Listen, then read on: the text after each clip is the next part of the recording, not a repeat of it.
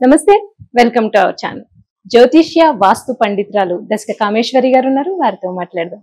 నమస్తే మేడం. నమస్కారం అమ్మా. మేడం, వివాహాలు చాలా లేట్ అవుతూ ఉంటాయి. ఈ మధ్య కాలంలో అది కామన్ గా కూడా మనం చూస్తున్నాం. వివాహాలు లేట్ అవ్వడానికి కొంచెం వివాహం ఆలస్యం అవుతూ ఉంటుంది. లేదు, అయిన వివాహాలు చాలా త్వరగా విచ్ఛిన్నం అయిపోతుంటాయి. రకరకాల కారణాలు కావచ్చు, కానీ ఏ కారణమైనా అయిన వివాహం విచ్ఛిన్నం అయిపోతూ ఉంటుంది. లేదు, వైధవ్యం అది కూడా అంతే, అది ఎవరి చేతుల్లోనూ లేదు. సో అలా వైధవ్యం రావడానికి ఈ అన్నిటికీ కారణం కుజదోషమే అంటారా? కుజదోషం ఉన్న వారికి ఇలా జరుగుతుందా అంటే మీరు ఏమంటారు? ఈ క్వశ్చన్ తో పాటు ఇంకోటి కూడా యాడ్ చేస్తాను. చెప్పండి. పెళ్లి మీ పెళ్లిళ్ళు.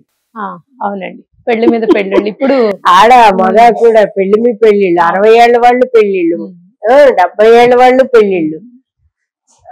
ఇవన్నీ కుజదోషానికి ఆపాదించకూడదమ్మా. అసలు లేని కుజదోషాన్ని కూడా చూపించి కూడా మనం ఇంకా సమస్యను ఏం చేయలేక ఇది కర్మ అనుకుని వదిలేయడానికి, తప్పించుకోవడానికి ఇది కుజదోషం అని చెప్పి కూడా తప్పించుకోకూడదు. పండితులు ఎవరం కూడా మేము అసలు ఎవరం అలా చెప్పట్లా. ఇది వాళ్ళ బుద్ధి తెలిసిన తర్వాత దాన్ని అక్కడికక్కడ క్లోజ్ చేసేయడమే ఫస్ట్ ఆఫ్ ఆల్. అది అని కుజదోషం అంత దారుణంగా చెయ్యదు.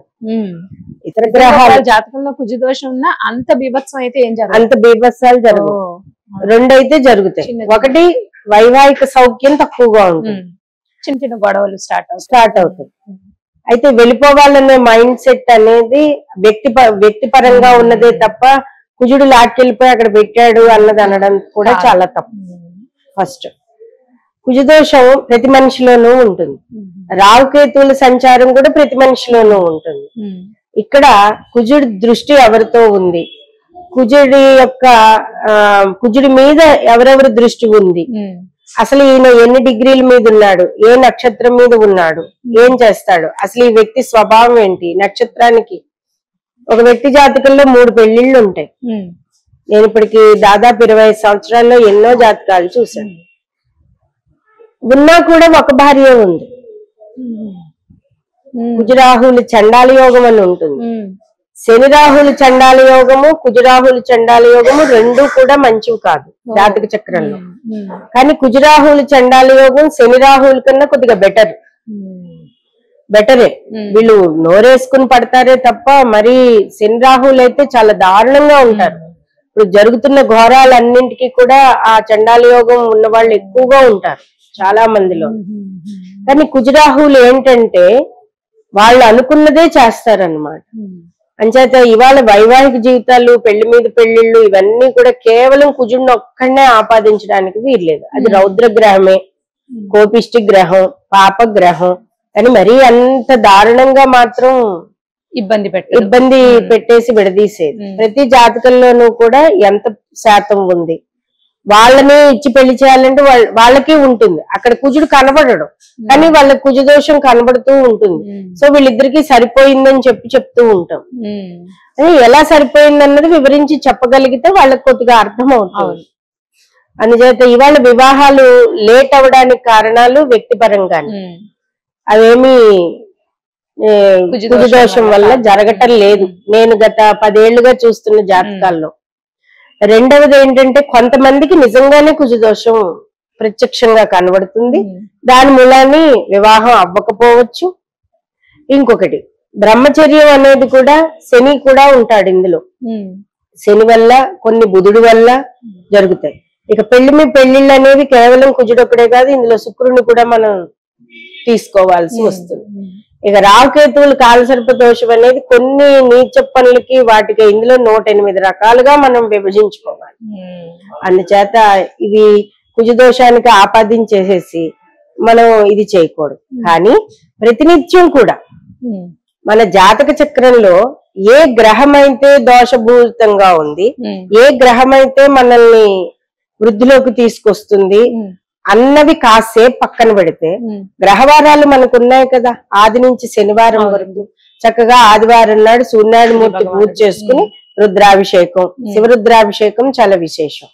సోమవారం నాడు ప్రతి ఒక్కళ్ళు కూడా ఉదయం నుంచి కూడా, ఉదయం వెంకటేశ్వర స్వామి లక్ష్మీ పూజ చేసుకుని ఉపవాసించి నక్తావ్రతం చేసుకుని సాయంత్రం అందరూ కూడా శివగౌరీల పూజ చేసుకోవాలి. ఆడవాళ్ళు ప్రతినిత్యం కూడా ప్రదోష సమయంలో గౌరీ ఆరాధన చేసుకోవడం వలన గౌరీదేవి అష్టోత్తరం చదువుకుని తగు నివేదన పంచపూజ చేసుకుంటే చాలు. వాళ్ళందరూ దీపాలు పెడుతున్నారు, అందరు పూజ చేస్తున్నారు.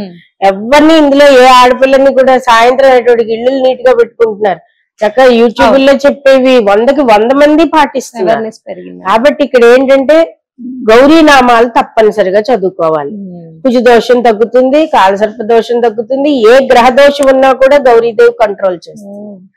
మానసికంగా చంద్రుడు పరితాపం తెప్పించే విషయాల్లో కూడా చంద్రమా మనసో జాత, మనస్సు మీద చూపిస్తాడు ఆయన. అవన్నీ కూడా తగ్గి బుద్ధి కుశలత ఏర్పడుతుంది గౌరీదేవి ఆరాధన. అది ఆదివారం అవని, శనివారం. ఇక మంగళవారం ఆయన వారమే, మౌనంగా ఉండాలి. మంగళవారం మౌనంగా ఉండాలి. కుజహోరకి ముందే మనం పూజ చేసుకుని కుజహోర దగ్గర నుంచి సాయంత్రం వరకు కూడా మనం మౌనంగా ఉండి సాయంత్రం గౌరీదేవిని పూజ చేసుకుంటే కుజదోషం తగ్గుతుంది. ఇక బుధవారం కూడా మాట స్పీడే ఉంటుంది. బుధుడు గొంతు బట్టిగానే లేపుతాడు, నరాల్లో ప్రేరణ ఇస్తాడు. ఆ కోపం వచ్చిందంటే నరాలు ఉబ్బిపోతూ ఉంటాయి వాళ్ళకి. అంచేత ఆ రోజును కూడా సుదర్శన మంత్రం చెప్పుకోవడం, గణపతి పూజ చేసుకోవడం. బుధుడు విష్ణు భక్తుడు.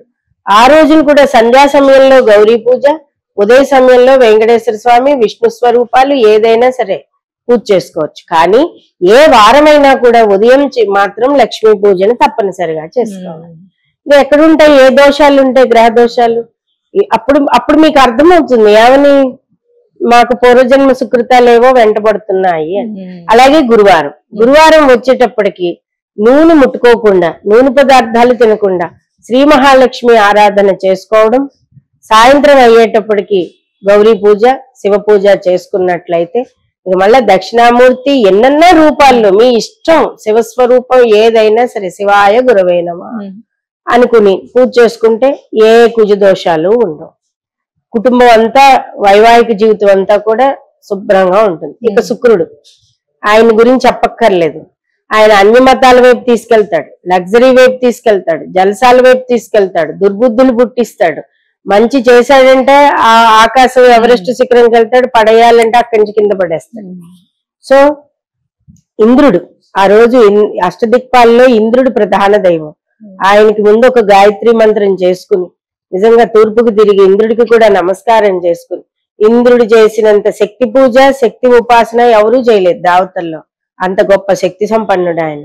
అందుకని శుక్రవారం నాడు ప్రతి ఒక్కళ్ళు కూడా, అందరూ యావత్తు మనుషులు కూడా, పిల్ల పెద్ద అందరూ కూడా చక్కగా ఆ రోజు ఉదయం నుంచే శుభ్రంగా ఉండి ఇల్లు వాకిళ్ళు శుభ్రంగా పెట్టుకుని చక్కగా పొద్దున్నే ఉదయం పూజ చేసుకుని లక్ష్మీదేవికి, కలియుగ ప్రత్యక్ష దేవం వెంకటేశ్వర స్వామి అభిషేకం మీ ఇంట్లోనే చేసుకోండి.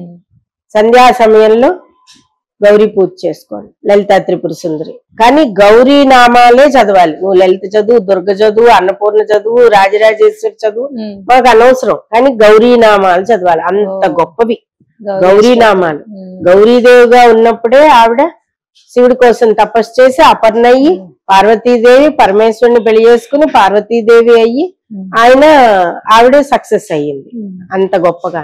కాబట్టి మీరు ఇక్కడ ఏంటంటే ప్రధాన దైవంగా ముందు గౌరీ పూజ ప్రతినిత్యం చేసిన స్త్రీలు పురుషులకి కూడా వైవాహిక జీవితం చాలా బాగుంటుంది. ఇక శనివారం ప్రదోషంలో కూడా శని పూజ చేసుకోవడం వలన, ఉదయం పూజ చేసుకోవడం వలన కూడా శని గ్రహ దోషాలు లేకుండా, ఆ రోజు కుజుడితోటి ఏ గ్రహం అయితే జాతక చక్రంలో ఎవరైతే ఉన్నారో, ఏ నక్షత్రం మీద అయితే కలిసి ఉన్నాడో మీకు కుజ దోషం ఉండదు.